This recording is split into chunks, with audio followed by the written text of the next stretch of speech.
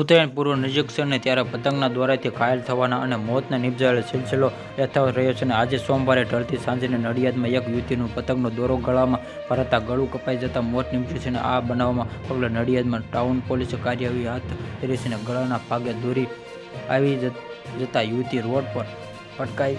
નડિયાદમાં ફતેપુરમાં road પર રહેતી 25 વર્ષની યુવતી મયુરીબેન અને હંસા હરાસભાઈ અને સગરાબા કે જેઓ ફ્લેટમાં નાના મોટા ઘરકામમાં કરે છે અને આજે સોમવારે સાંજે મયુરીબેન પોતાના ઘરેથી નડિયાદ શહેરમાં ફ્લેટમાંથી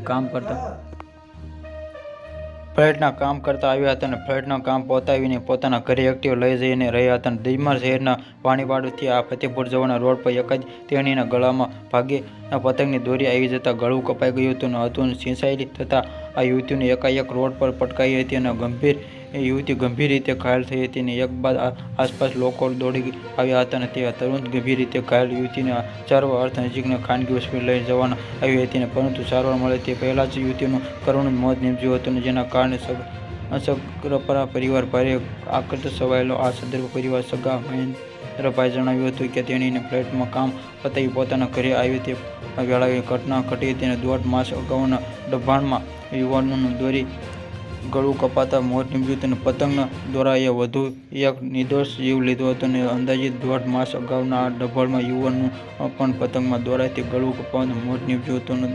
ત્યારે ઉત્તરાયણ પહેલા જ ગળા કપાવવા 2 બનાવ સામે આવ્યા છે અને નડિયાદમાં ટાઉન પોલીસે બનાવ સ્થળે પહોંચી નિવેદન લેવાની કામગીરી હાથ ધરી હતી. પતંગનો દોરો ચાઇનીઝ હતો કે સાદો તે તપાસનો વિષય છે.